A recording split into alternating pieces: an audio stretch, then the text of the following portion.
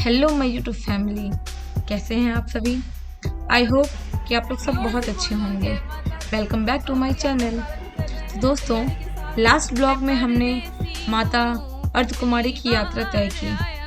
अब इस ब्लॉग में हम माता वैष्णो देवी की यात्रा करेंगे और फिर बाबा भैरवनाथ के दर्शन करेंगे।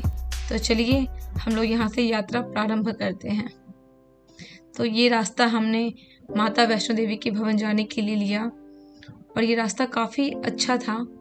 यहाँ से व्यू बहुत अच्छे थे और यहाँ एक डिस्पेंसरी भी थी। अगर किसी को कोई इमरजेंसी हो तो वो कांटेक्ट कर सकते थे। और दोस्तों, यहाँ से भवन 3 किलोमीटर दूर था और हम लोग काफ़ी खुश हो गए थे ये देख के। माता वैष्णो देवी का भवन अर्धकुमारी से वैसे 6 किलोमीटर दूर है और हम लोग 3 किलोमीटर आ चुके थे।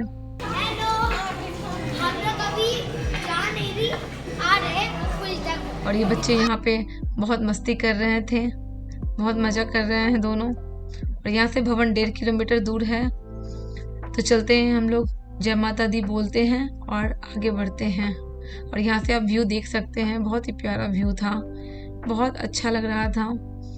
हल्के हल्के बादल भी दिख रहे थे। और अब यहाँ से भवन 1 किलोमीटर दूर है और हम लोग बच्चे थोड़े थक गए थे तो कभी कभी बीच में बैठ के थोड़ा रेस्ट करते थे।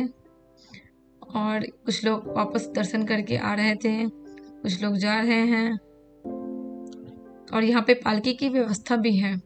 अगर कोई प्रॉब्लम हो, कोई चल ना पाए तो वो पालकी से आसानी से चढ़ाई कर सकते हैं। और अब यहाँ से भवन दिख रहा था और भवन देख के हम लोग बहुत ही खुश हो गए और हम सभी ने फिर जोर से जयकारे लगाए, जय माता दी।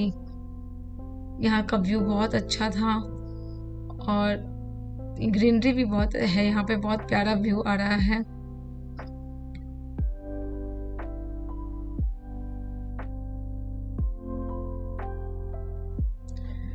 तो दोस्तों, यहाँ पे डेकोरेशन फूलों का बहुत अच्छा हो रखा है और नवरात्रि की वजह से थोड़ा सा रस भी है, तो इसलिए जब भी आप जाएं तो अपने बच्चों को थोड़ा संभाल के रखें। और यहाँ पे एक चेक पोस्ट है, यहाँ पे आई कार्ड चेक करते हैं हमारे, फिर आगे जाने देते हैं। और नवरात्रि की वजह से बहुत ज़्यादा रस है यहाँ पे।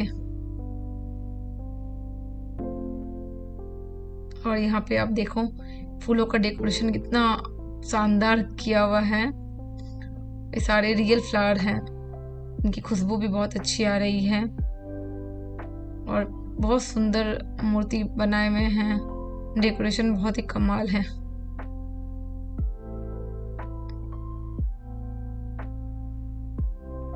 जय श्री राम लिखा है यहाँ पे। रंग बिरंगे कलरफुल फ्लावर हैं, बहुत सुंदर लग रहा है ये नज़ारा। सबसे अच्छी तो इसकी खुशबू बहुत अच्छी आ रही है। और दोस्तों, ऊपर पहुंचने के बाद बारी है माता के दर्शन करने की। तो इतनी भीड़ थी कि समझ ही नहीं आ रहा था कि दर्शन कैसे होंगे। फिर हमने पता किया तो हमें पता चला कि आप वहाँ पे एक स्पेशल आरती होती है जिसमें आप पार्टिसिपेट कर सकते हो। उसके लिए आपको एक अमाउंट पे करना होता है। फिर हम ऊपर गए उनके ऑफिस, तो वहाँ से हमने फिर आरती के लिए टिकट लिए। फिर हमें मौका मिला आरती में बैठने का। तो ये वहाँ से यहाँ का व्यू बहुत अच्छा आ रहा था।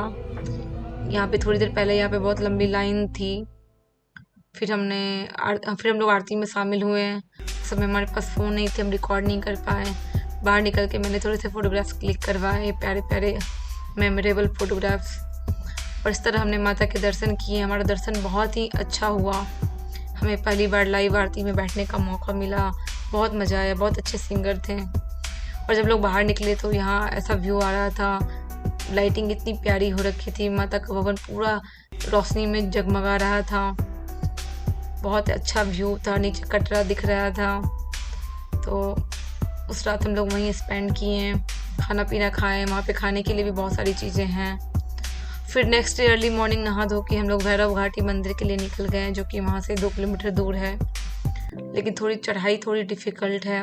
वैसे तो रोपवे भी वहाँ जाता है, लेकिन रोपवे के लिए काफ़ी लंबी लाइन थी। फिर हमने डिसाइड किया कि नहीं, हम लोग पैदल ही चलेंगे।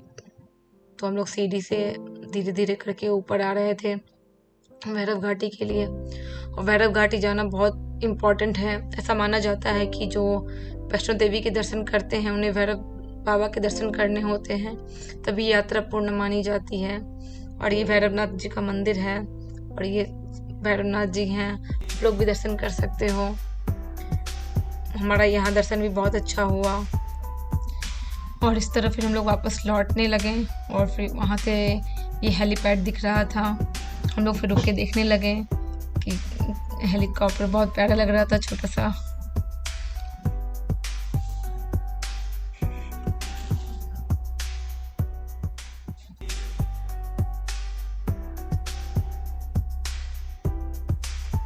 तो दोस्तों जब लोग वापस लौट रहे थे तो यहाँ से पीर पांजाल नाम की बर्फीली माउंटेन है, उसका व्यू दिख रहा था। तो सब लोग यहाँ देख रहे थे। ये पूरे यात्रा में बहुत ही मुख्य दर्शनीय स्थल है। तो यहाँ आप जब भी जाएं तो यहाँ रुक के इस कुदरत के दृश्य का आनंद उठाएं। ये बहुत ही मनोहर दृश्य है और बच्चे बहुत ही खुश हैं। हैप्पी हो तुम लोग? यस। तो हमने वहाँ भैरवनाथ में दर्शन करने के बाद पुराना वाला रास्ता लिया है नीचे उतरने के लिए, क्योंकि सभी लोगों ने कहा ये रास्ता ज़्यादा सही है। तो अब हम लोग नीचे उतर रहे हैं और खाते पीते जाएंगे। उतरना काफ़ी इजी है।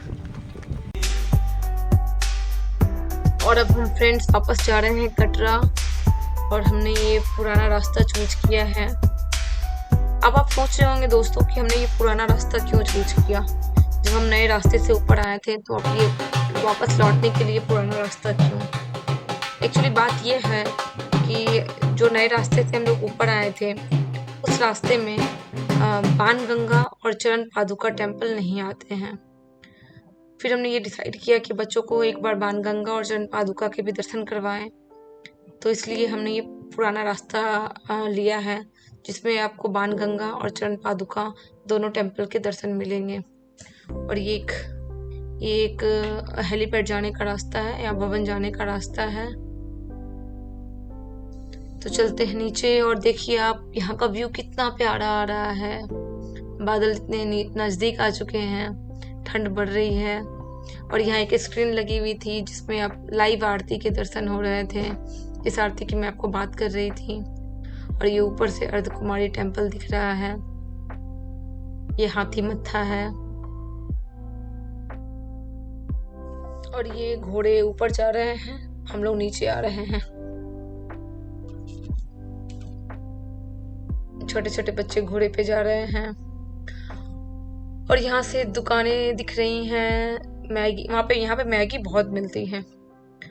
तो और यहाँ अर्धकुमारी दिख रहे हैं, ऊपर से अर्धकुमारी का मंदिर। हम लोग नीचे आ रहे हैं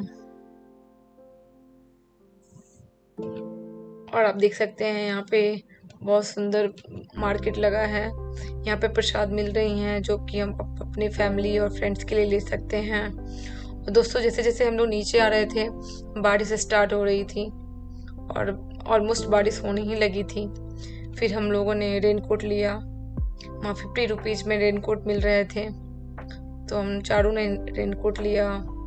और यहाँ पे मसाज का शॉप भी था जहाँ पे आप मसाज करवा के अपनी बॉडी की थकान दूर कर सकते थे।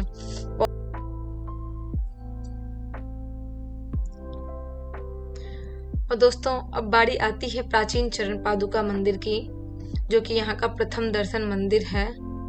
और इस स्थान की कहानी इस प्रकार है कि कहा जाता है कि माता वैष्णो देवी ने यहाँ रुककर पीछे मुड़कर देखा था भैरवनाथ को, और तब से लेके आज तक माता के चरण के निशान यहाँ पे मौजूद हैं, जिसकी लोग पूजा अर्चना और दर्शन करते हैं। हमने भी इसके दर्शन किए, बहुत आनंद आया इनके दर्शन कर कर। फिर दर्शन कर कर हम लोग आगे बढ़ गए और हल्की हल्की बारिश भी हो रही थी, हमारे जूते गीले हो चुके थे और चलना थोड़ा मुश्किल हो रहा था। और फिर कुछ दूर आगे जाकर यहाँ पर एक और टेम्पल आ रहा था, वो है इच्छापूर्ण मंदिर। ये भी दुर्गा जी का बहुत ही सुंदर सा टेम्पल था, हमने यहाँ दर्शन किए। फिर थोड़ी दूर आगे जाकर ये है बाणगंगा, जिसे बाथिंग घाट कहा जाता है। और यहाँ और इस बाणगंगा की स्टोरी कुछ इस प्रकार है कि कहा जाता है कि माता वैष्णो देवी ने यहाँ अपने बाल को धोए थे और संवारे थे, तो इसलिए तब से इसे बाणगंगा कहा जाता है। हम लोग नीचे गए यहाँ पे, हालांकि इसमें पानी कम है, तो लोग हाथ पैर धो के और अपने ऊपर जल का छिड़काव करके गंगा नदी में नहाने का पुण्य प्राप्त कर लेते हैं। तो हमने भी कुछ ऐसा ही किया। अगर इसमें पानी थोड़ा होता तो बहुत और अच्छा होता। तो इस तरह हमने बाणगंगा के भी दर्शन किए।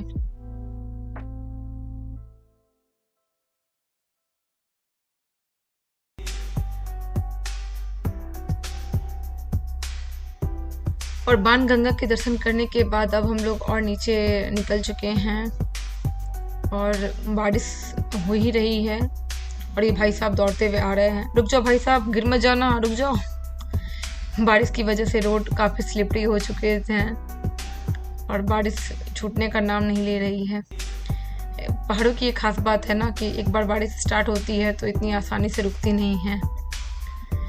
तो कुछ इस तरह हमने इस ब्लॉग में माता वैष्णो देवी के दर्शन किए, बाबा भैरवनाथ के दर्शन किए, चरण पादुका बाणगंगा के दर्शन किए और मेरे साथ साथ आपने भी किए हैं। तो मुझे उम्मीद है कि आपको ये मेरे साथ ये दर्शन बहुत अच्छा लगा हो। और नवरात्रि का महीना चल रहा है और नवरात्रि के महीने में दर्शन करने का अलग ही आनंद है। तो मैं माता से प्रार्थना करूंगी कि आप लोग की सारी मनोकामनाएं पूर्ण करे माता इस महीने में। और अब हमने ऑटो ले लिया है, हम लोग होटल जा रहे हैं ये ब्यूटीफुल व्यू को एंजॉय करते करते। तो दोस्तों, अगर आपको ये वीडियो अच्छा लगा हो और आप ऐसे वीडियो और देखना चाहते हो तो प्लीज़ मेरे चैनल को लाइक करें, शेयर करें एंड सब्सक्राइब करें। तब तक के लिए bye, take care, Hare Krishna, keep smile and be the reason for someone smile.